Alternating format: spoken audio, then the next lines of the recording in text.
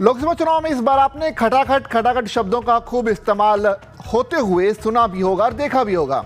हर सियासी दल अपने हिसाब से इन शब्दों का इस्तेमाल करने में जुटा है। कांग्रेस नेता राहुल गांधी ने खटाखट शब्द का एक जनसभा में इस्तेमाल किया। उन्होंने कहा कि इंडी गठबंधन की सरकार बनने के बाद आपके खातों में पैसे खटाखट आएंगे। उधर प्रधानमंत्री मोदी ने कई रैलियों में इस शब्द के सहारे कांग्रेस पर पलटवार भी किया। वहीं अब बीजेपी नेता माधवीलता ने खटाखट शब्द का अर्थ अपने हिसाब से बताया है।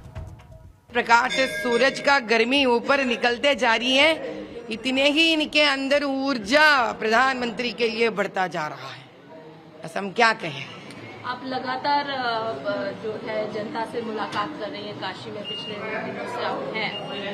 अब की बार 400 पार पीएम का स्लोगन और दूसरी तरफ दो युवा नेता अखिलेश और राहुल खटाखट खटाखट खटाखट। भैया इनका कहने का मतलब है मोदी भाई खटाखट खटाखट खटाखट 400 पार करेंगे और ये लोग फटाफट फटाफट फटाफट यहाँ से निकल जाएंगे।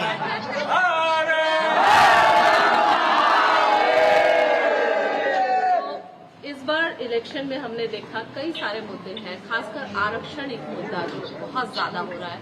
नड्डा जी ने कल भी साफ तौर पर कहा कि धर्म के आधार पर कोई आरक्षण हम नहीं देंगे। राहुल गांधी कहते हैं कि 50% कैप जो है आरक्षण से हम हटा देंगे। दिल से, जान से, खून से हम कॉन्स्टिट्यूशन की रक्षा करेंगे। ये आरक्षण निकाल भी देना चाहते हैं और दिल से, जान से, खून से कॉन्स्टिट्यूशन का रक्षण करना चाहते। तो पहले से मैं यही कह रही हूँ भैया, कहीं तो कोई गलती गड़बड़ हो गई है।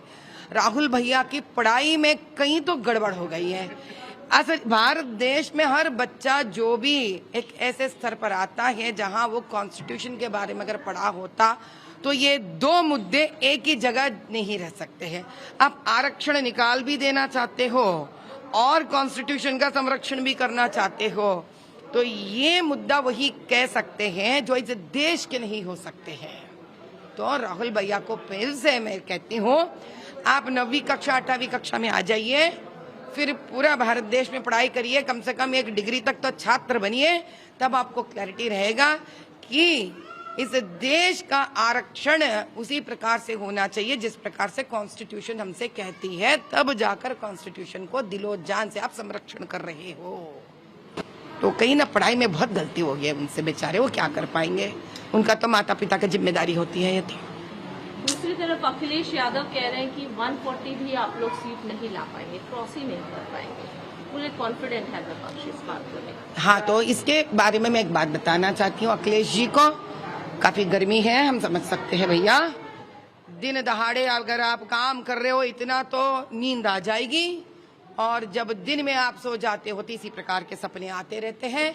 लेकिन समझ जाइए, दिन के सपने कभी सच नहीं होते हैं, और ये सपने में आप ऐसे रहोगे तो अब बहुत मुश्किल हो जाएगी खुद के लिए। जाग जाओ, सुबह के दिन के सपना देखना बंद कर दो।